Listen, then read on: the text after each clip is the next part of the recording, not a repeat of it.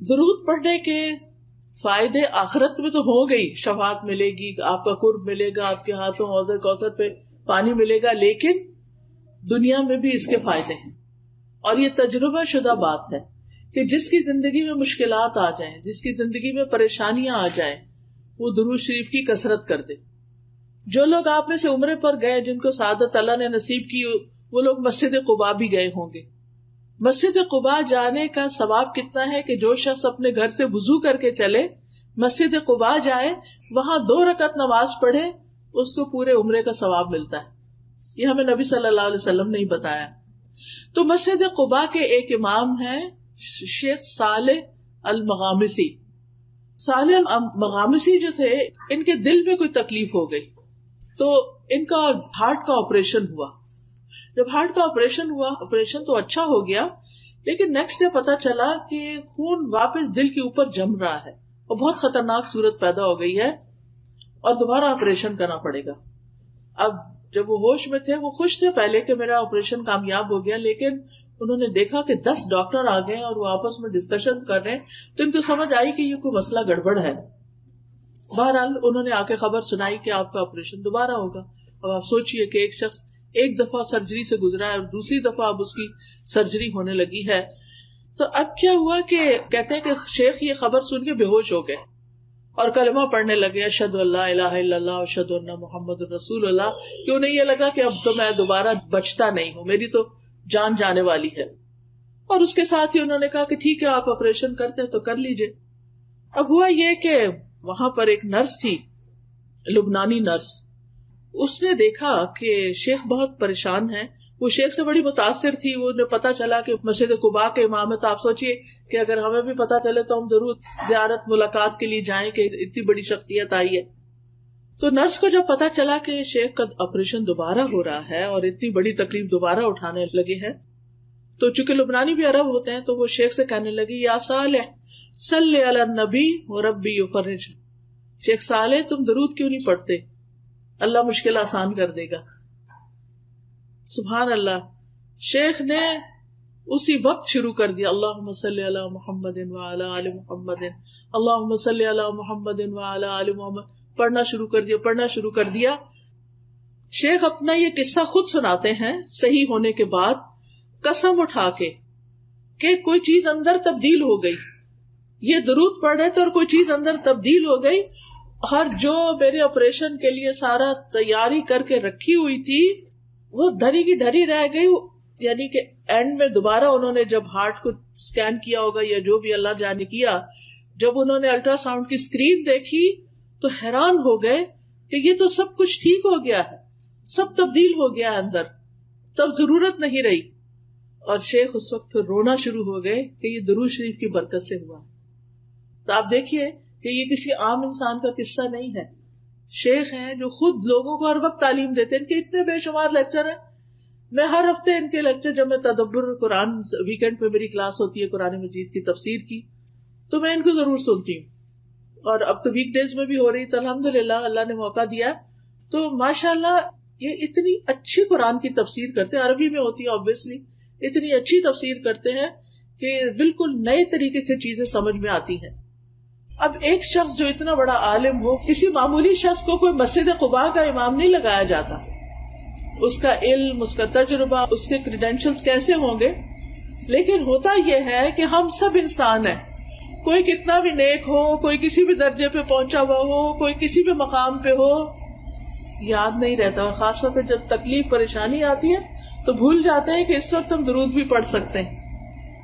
تو اس وقت ہو سکتا ہے کہ ایک بالکل عام شخص جس کے پاس بہت نالج نہ ہو، لیکن اس نے ایک چیز پکڑی ہوئی ہو علم کی اور اس پر عمل کرنے والا ہو سکتا ہے وہ نرس خود بہت پڑھتی ہو.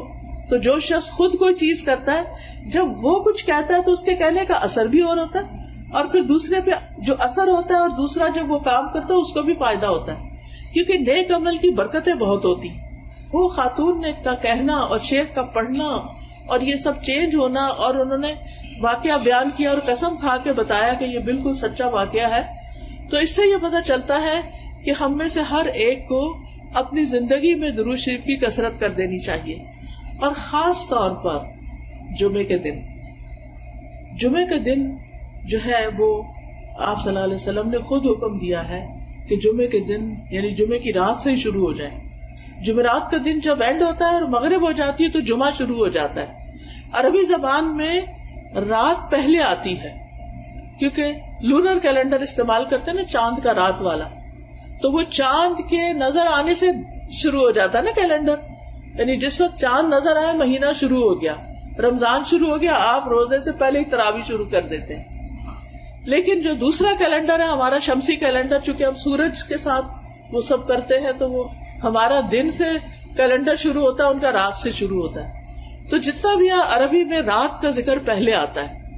تو جب رات ہو جائے یعنی کہ جمعرات ختم ہو اور جمعے کی رات شروع ہو جائے تو درود کی کثرت شروع کر دیا کریں. اللہ ہم سب کو توفیق عطا فرمائے، کیونکہ نبی صلی اللہ علیہ وسلم کا نام سنتے ہی ہمیں پڑھنا چاہیے، نماز میں پڑھنا چاہیے، دعا سے پہلے پڑھنا چاہیے، کسی مجلس میں بیٹھے ہو تو پڑھنا چاہیے. رسول اللہ صلی اللہ علیہ وسلم نے فرمایا جو لوگ کسی جگہ پر مجلس کریں، یعنی کوئی سوشل گیدرنگ بھی ہے لیکن اس میں اللہ کا ذکر نہ کریں اور نہ اپنے نبی پر درود بھیجیں تو وہ ان کے لیے نقصان کا باعث ہوگی. اللہ چاہے تو اس میں اگر کوئی ایسی چیز ہوئی تو اس پہ انہیں پکڑ سکتا ہے، چاہے تو انہیں بخش بھی دے.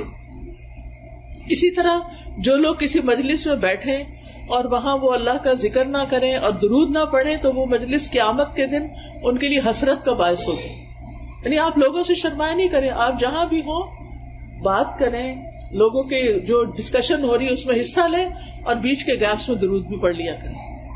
اسی طرح اذان کے بعد درود پڑھیں، مسجد میں داخل ہوتے وقت درود پڑھیں، اللہم اغفر لی ذنوبی وافتح لی ابواب رحمتک، اور پھر اللہم صلی علی محمد وعلی آل محمد. پھر صفا مروہ کی سعی کرنے کے نصیب ہو، آپ جس وقت طواف کر رہے ہوں اس میں بھی، اور خاص طور پر جمعے کی رات اور جمعے کے دن نبی صلی اللہ علیہ وسلم نے خاص طور پر اس کی تاکید کی. پھر جب نماز جنازہ ہوتا ہے تو اس کی دوسری تکبیر جب ہوتی ہے اس کے بعد بھی درود پڑھا جاتا ہے. قنوت نازلہ میں پھر نبی صلی اللہ علیہ وسلم کا نام لکھتے وقت صلی اللہ علیہ وسلم لکھنا چاہیے، اور ہر وقت چلتے پھرتے، کھانا پکاتے، اٹھتے بیٹھتے، لیٹتے، رات کو سوتے وقت آپ درود پڑھتے پڑھتے سو جائیں، رحمتیں آ رہی ہیں آپ کی اور آپ نیند کی آغوش میں چلے جائیں. کچھ لوگوں کو انسومنیا ہوتا ہے تو اس کا ایک بڑا اچھا یہ طریقہ ہے کہ آپ درود پڑھنا شروع کر دیں، تسبیح کرنا شروع کر دیں.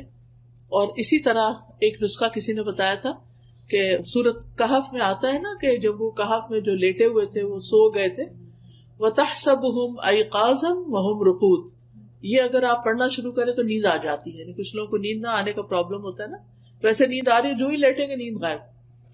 تو درود شریف لمبے سے لمبا بھی آپ پڑھ سکتے ہیں جس کو درود ابراہیمی کہتے ہیں، اور چھوٹے سے چھوٹا بھی پڑھ سکتے ہیں، صلی اللہ علیہ وسلم، اللہم صلی علی محمد، اللہم صلی علی محمد وعلی آل محمد، اللہم صلی علی محمد النبی الامی وعلی آل محمد. اور آل کا ذکر اس لیے کرتے ہیں کیونکہ آپ کی آل اولاد نے، آپ کی ازواج، آپ کی ذریت، انہوں نے بھی نبی صلی اللہ علیہ وسلم کے ساتھ دین کے لیے بہت سی قربانیاں کی، تو ان کا بھی حق بنتا ہے کہ ان کو بھی ساتھ دعاؤں میں شریک رکھا جائے. اور پھر آپ دیکھیے کہ نبی صلی اللہ علیہ وسلم پر سلام بھی بھیجنا چاہیے، اور یہ ہم خاص طور پر جب اتحیات پڑھتے ہیں تو اس میں سلام آتا ہے، السلام علیکہ ایھا النبی ورحمۃ اللہ وبرکاتہ، السلام علینا وعلی عباد اللہ الصالحین. اور جب ہم اللہم صلی وسلم کہتے ہیں نا، سلم، تو یہ سلام ہوتا ہے. تو یہ والا درود جب آپ پڑھتے ہیں نا، اللہم صلی وسلم وبارک علی نبینا محمد، تو یہ بہت جامع سے الفاظ ہیں اور اس میں درود اور سلام سبھی کچھ آ جاتا ہے. فرشتے ہمارا سلام بھی نبی صلی اللہ علیہ وسلم کو پہنچا دیتے ہیں. تو بہرحال کرنے کا کام یہ ہے کہ ہمیں نبی صلی اللہ علیہ وسلم پر کثرت سے درود و سلام پڑھنا چاہیے، خصوصاً جمعے کے دن، اور پھر دعائیں مانگنے سے پہلے، اور پھر غم، دکھ، ڈپریشن، پریشانی، ان چیزوں سے بچنے کے لیے، بچوں کی ہدایت اور اصلاح کے لیے، اور اللہ تعالیٰ کی فوری رحمت حاصل کرنے کے لیے آذان سننے کے بعد. اور پھر یہ ہے کہ جو درود آپ نے خود پڑھا اور ہمیں سکھایا اس کو پریفرنس دیں، اس کو فضیلت دیں. بعض لوگ وہ درود نہیں پڑھتے، اپنے خود سے بنائے ہوئے جو ہیں ان کے پیچھے لگ جاتے ہیں اور ان کی خود ہی فضیلت بنا لیتے ہیں. تو ہم پر کوئی وحی تو نہیں آتی نا کہ ہمیں پتا چلے کہ کیا زیادہ بہتر ہے. تو وحی کے ذریعے نبی صلی اللہ علیہ وسلم نے ہمیں جو درود بتائے ہیں ان کی پابندی ضروری ہے. اللہ سبحانہ تعالی ہمیں توفیق عطا فرمائے. سبحانک اللہم و بحمدک، اشہد ان لا الہ الا انت، استغفرک و اتوب الیک. السلام علیکم و رحمۃ اللہ وبرکاتہ.